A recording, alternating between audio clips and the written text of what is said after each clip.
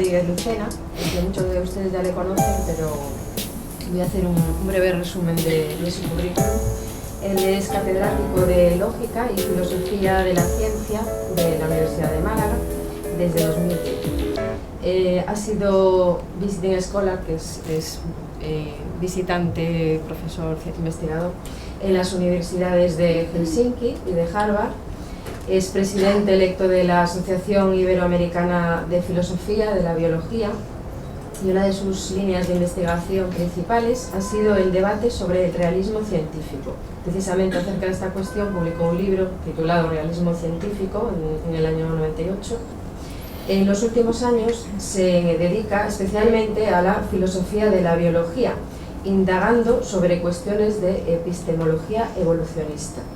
Sobre este tema ha publicado el libro La evolución del conocimiento, de la mente animal a la mente humana, sobre el tema que va a tratar hoy, precisamente.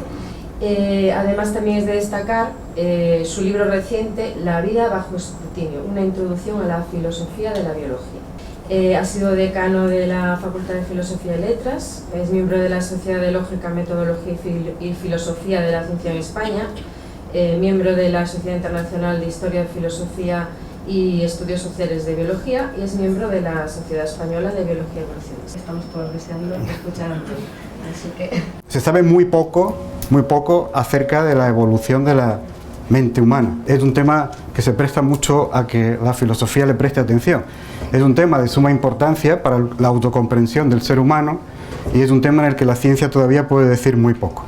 Y por lo tanto hay todavía espacio para que el filósofo divague y especule y diga algunas cosas, ¿no? Yo de todas maneras lo que voy a decir está basado todo ello en datos científicos. Pero hasta tal punto es un tema complejo y del que sabemos poco que hay algunos biólogos que consideran que no se sabe prácticamente nada y que así vamos a permanecer por mucho tiempo.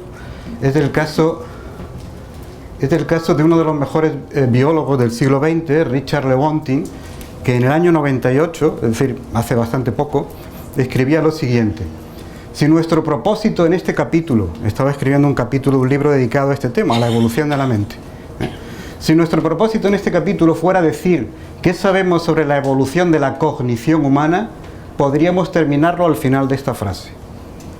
A pesar de la existencia de una teoría matemática extensa y altamente desarrollada acerca del proceso evolutivo en general, a pesar de la abundancia de conocimientos sobre los primates fósiles y vivientes, a pesar del conocimiento íntimo que poseemos de la fisiología, morfología, psicología y organización social de nuestra propia especie, no sabemos esencialmente nada de la evolución de nuestras capacidades cognitivas y hay una posibilidad grande de que nunca sepamos mucho sobre ello. Yo si hiciera caso a Lewontin debería terminar aquí también la conferencia, pero obviamente creo que Lewontin en esta ocasión se equivoca, es decir, que creo que ya sí hay, y también había elementos suficientes, yo creo, a final de los 90, pero desde luego a día de hoy hay elementos adecuados, elementos científicos para poder, por lo menos, elaborar algunas hipótesis al respecto. Se sabe muy poco todavía acerca de la evolución humana en sus aspectos físicos, morfológicos, culturales, etc. Tanto más en los aspectos mentales, obviamente, porque como se suele decir habitualmente, los pensamientos no fosilizan. No queda rastro fósil del pensamiento, ¿no? Entonces, para hablar sobre esto, pues tenemos que elaborar hipótesis arriesgadas sobre los datos que nos van proporcionando la observación. Y hay diversas ciencias que nos pueden ayudar en esto. En primer lugar, la primatología. La primatología es una disciplina que ha avanzado enormemente en los 20 últimos años y todavía no hemos sacado las consecuencias adecuadas de esos avances. Especialmente en la filosofía yo percibo que no se ha prestado atención a todas esas investigaciones y es fundamental, porque se han hecho descubrimientos, como ahora veremos, verdaderamente apasionantes. Yo me voy a centrar ahora en algunas cuestiones de primatología, pero para que vean la relevancia que eso tiene para la cuestión, es importante aclarar un concepto evolucionista. ¿Qué es una sinapomorfía? Es un rasgo que se supone que no ha evolucionado porque sería más complicado suponerlo así, que no ha evolucionado dos veces simultáneamente, sino que si la tienen dos grupos filogenéticos, se debe a que los dos grupos emparentados la han heredado de un ancestro común. El ejemplo que hay aquí es muy simple. Tenemos canguros, gatos, lagartos, tortugas y otros grupos filogenéticos. El pelo lo tienen los gatos y los canguros, pero no lo tienen los lagartos, ni las tortugas, ni otros grupos externos. Por lo tanto, cabe suponer que el antepasado común de los gatos y los canguros tenía ya pelo. Los gatos, que no ocurrió que los gatos desarrollaran pelo y también los canguros, sino que su antepasado común ya tenía pelo y por eso ellos tienen también pelo. Bueno, pues lo que voy a intentar ahora mostrar es que hay muchas características que consideramos propias de la mente humana que están ya en los chimpancés y en otros grandes simios, y que por lo tanto se pueden considerar como rasgos sinapomórficos, es decir, podemos suponer, con todo el riesgo que esto implica, claro está, que son rasgos cognitivos que estaban también presentes en el antepasado común a los grandes simios y al ser humano, y por lo tanto pertenecen a nuestra historia evolutiva, a la historia evolutiva de nuestra mente. Hay muchos que todavía sienten cierto reparo a hablar de mente animal, pero en la ciencia esto ya no plantea ninguna duda. La cuestión no es si la tienen o no, sino cómo es la mente animal. Desde los años 80, como decía antes, los estudios sobre la cognición en primates han alcanzado un nivel muy considerable y han mostrado que tienen capacidades cognitivas mucho más sofisticadas de lo que pensábamos hasta ahora. Todavía están en sus inicios los estudios también sobre la inteligencia en cetáceos y en aves, pero algunos descubrimientos recientes sobre la inteligencia en cuervos, en córvidos y en loros son también impresionantes. Bueno, y está también el caso del famoso loro Alex, que fue estudiado durante 30 años en la Universidad de Harvard, entrenado por Irene Pepperberg, y que realmente era una maravilla en lo que significaba el despliegue de inteligencia animal. Pero todavía aves y cetáceos, que se supone que son grupos animales también muy inteligentes, están en sus inicios. En primatología, sin embargo, tenemos ya al menos 30 años de investigación detrás y se pueden afirmar algunas cosas con bastante claridad. Bueno, el orden de los primates tiene todavía un origen relativamente desconocido. Algunos lo sitúan en el Cretácico hace aproximadamente unos 85 millones de años. Aquí tienen un árbol filogenético de todo ese orden, pero a nosotros nos interesan solo las ramas finales de ese árbol, ¿no? El suborden de los antropoideos, que comprende a los monos del Nuevo Mundo, los monos de América, los monos del Viejo Mundo, de África y Europa, comprende también a los grandes simios y al hombre, al ser humano, pues tiene unos 35 millones de años. Dentro de ese grupo, la familia de hominoideos, que engloba a los gibones, a los grandes simios y a nosotros, a los seres humanos, tiene unos 25 millones de años, y el linaje humano propiamente dicho, es decir, la separación entre el ser humano y el antepasado del chimpancé, pues es de unos 6,3, es decir, 6.300.000 años o 5.400.000 años aproximadamente. El antepasado común del ser humano y del chimpancé vivió hace unos 5 millones de años. A partir de ahí, nuestro linaje se separó. Uno de los rasgos más estudiados, los rasgos cognitivos más estudiados en primates, es el uso de herramientas. O sea, los chimpancés y los orangutanes, también los gorilas, pero sobre todo los chimpancés, son los que más utilizan estas herramientas, utilizan pequeños palos, como aquí en esta imagen, para meterlo de los termiteros y conseguir termitas, y luego chupan el palo y se llevan las termitas sin tener que destrozar el termitero ni llenarse la boca de tierra y todo esto, ¿no? Ahí lo tienen haciéndolo a este chimpancé. También hacen esponjas con hojas trituradas, mastican la hoja y cuando ya tienen como una esponja, pues la aprovechan para obtener agua de oquedades y beber el agua. Utilizan también piedras para partir nueces, una piedra como martillo y otra piedra como yunque. Utilizan también ramas con hojas para espantamoscas. En fin, hay un uso bastante bien documentado ya de herramientas en estado salvaje. Por supuesto, en cautividad eso se desarrolla aún más, a imitación de los seres humanos, y prácticamente todos los grandes simios, es decir, gorilas, chimpancés, bonobos, orangutanes, todos en cautividad son capaces de utilizar herramientas y a veces de forma muy sofisticada. Recientemente incluso se ha documentado el uso de ciertas herramientas para cazar, es decir, hay chimpancés que utilizan palos a modo de punzones con los cuales consiguen cazar a ese tipo de... son también primates pequeños que son los gálagos. Los gálagos viven en oquedades, en troncos de árboles, entonces cogen una rama, la afilan, los chimpancés, sobre todo las hembras, las hembras son más inteligentes a la hora de fabricar herramientas, la afilan y meten el palo en el agujero hasta que pinchan el gálago y lo sacan. Previamente también se había documentado el uso de un palo en forma de lanza por parte de un chimpancé, también hembra, en Tanzania. Utilizaba el palo para cazar otros primates.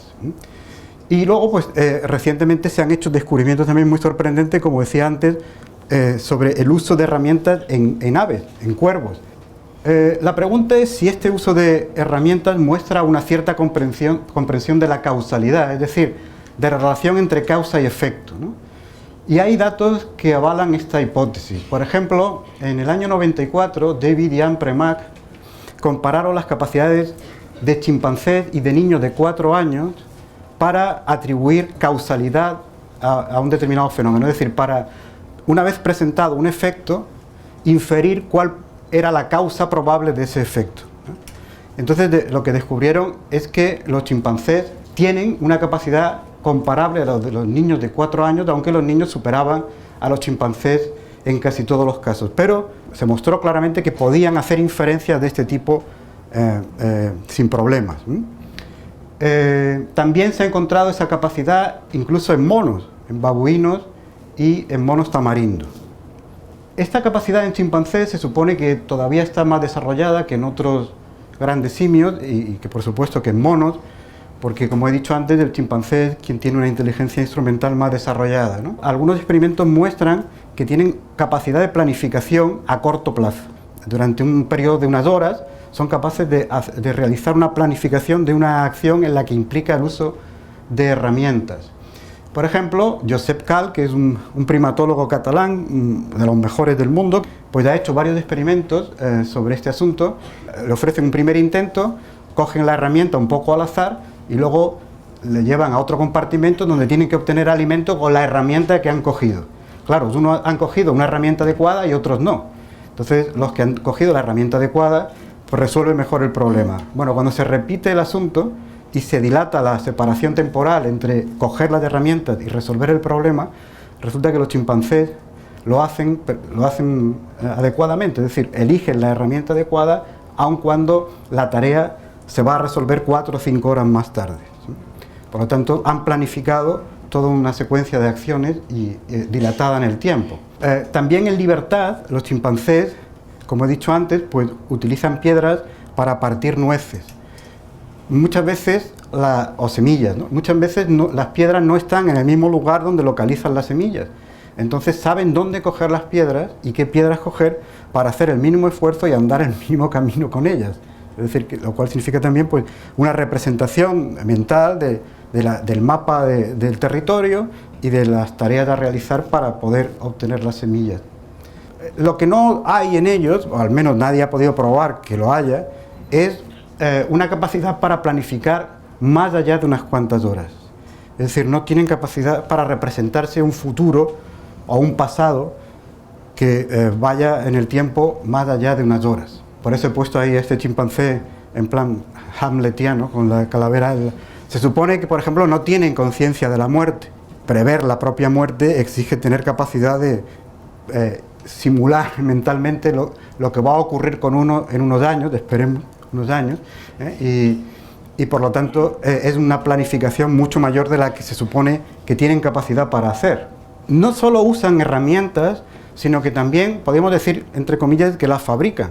Es decir, modifican las ramas que encuentran en la naturaleza para darle la forma, el tamaño y la textura adecuada. Por ejemplo, pues, cuando utilizan esta para las termitas, para no herirse en los labios, pues pulen la corteza. En fin, ahí tienen varias herramientas, varios palos que han sido utilizados por chimpancés y que han sido procesados por estos propios chimpancés. Le han dado la forma, el tamaño y adecuado para lo que querían conseguir.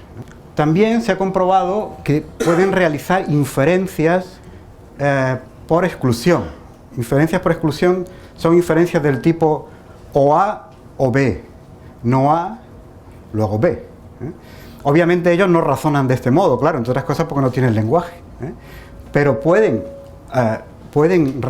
inferir la conclusión en una situación de este tipo, en una situación experimental de este tipo. Fíjense que estoy diciendo que realizan inferencias y que razonan. Si esto es así, y yo entiendo que eso es discutible y algunas personas no querrán aceptarlo y están en su derecho, esto significa que, en mi opinión al menos, y en la de autores que han tratado esta cuestión, no podemos definir ya al ser humano como el animal racional.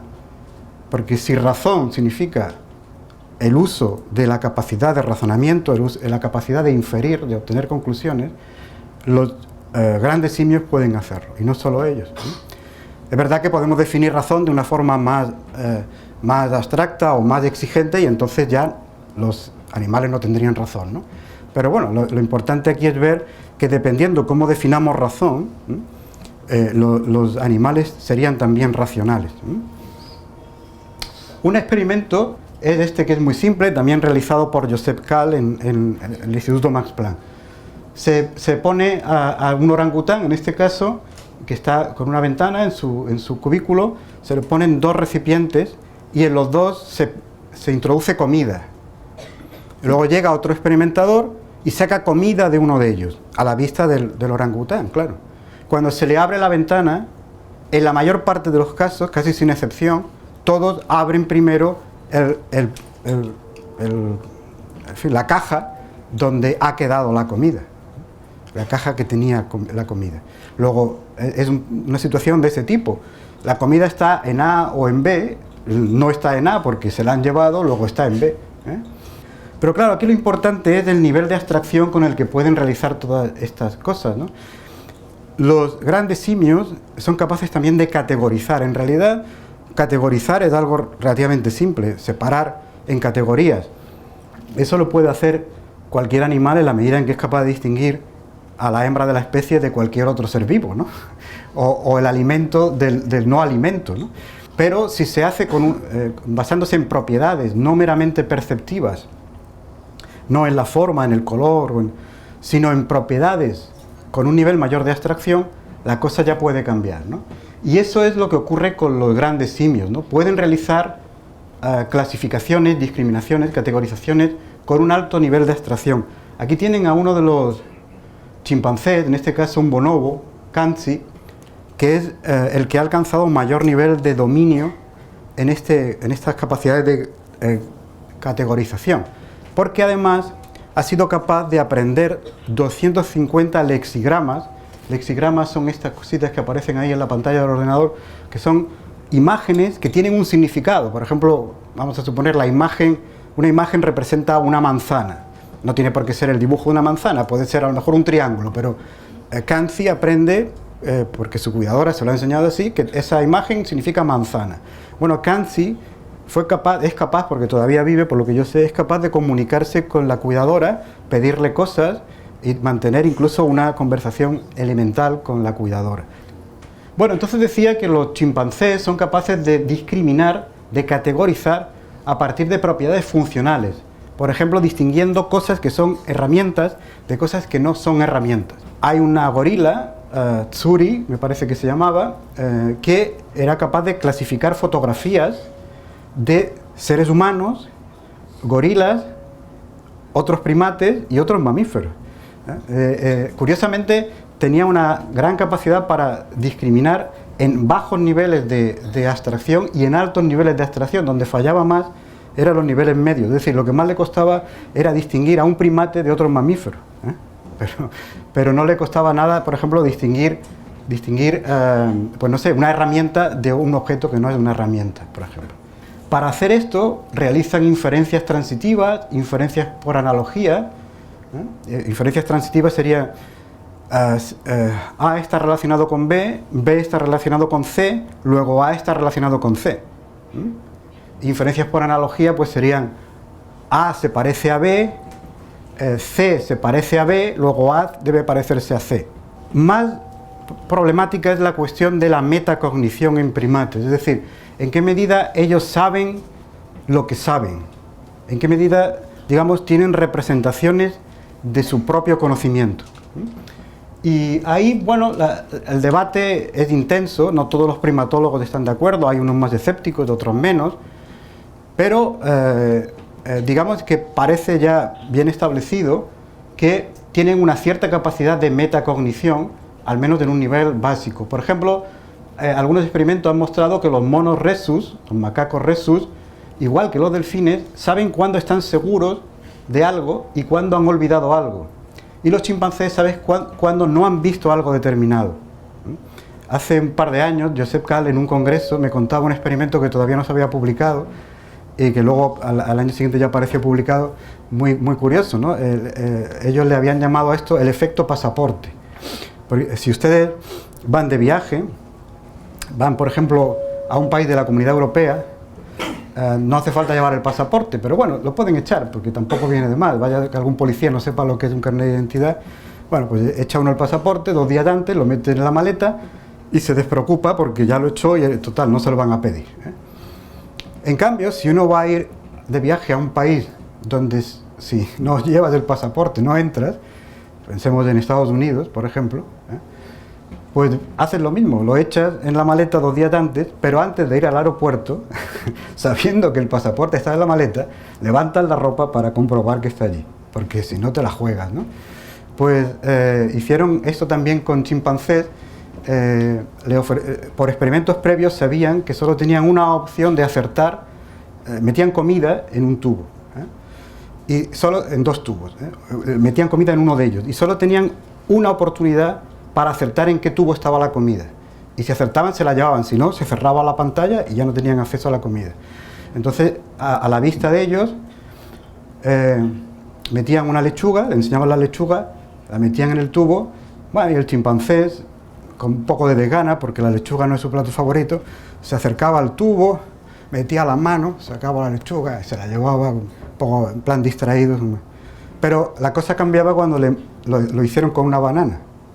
Le enseñaron la banana, la metieron en el tubo y entonces el chimpancé, cuando lo dejaron libre, se acercó al tubo y miró por el tubo para asegurarse de que la banana estaba dentro. No quería arriesgarse a equivocarse y quedarse sin la banana, ¿eh? Es decir, que ellos, por lo tanto, saben cuándo están completamente seguros de algo y cuándo pueden tener una cierta duda acerca de algo, ¿eh? Y todavía más controvertida es la cuestión de en qué medida tienen una teoría de la mente, es decir, en qué medida son capaces de atribuir estados mentales a otros individuos e incluso a ellos mismos, ¿no? Antes dije que no hay ninguna prueba de que puedan tener conciencia de la muerte porque no pueden planificar más allá de unas cuantas horas. Pero esta foto, que apareció publicada, como digo, en una de las revistas más prestigiosas, deja abierta una interrogación al menos, ¿no? Esto no es una prueba científica, claro está, no tiene valor científico, sino meramente anecdótico. Resulta que una hembra dominante murió en un parque nacional en Camerún, y cuando la llevaban para enterrarla, todos los miembros del grupo se pusieron de esa forma, un poco a modo de despedida, ¿no? Desde luego no están ahí situados al azar, ni parece que esto se pueda explicar únicamente por una casualidad o por un instinto sin falto por completo de autoconciencia, ¿no? Pero en fin, esto, como digo, es anécdota y no es ciencia, ¿no?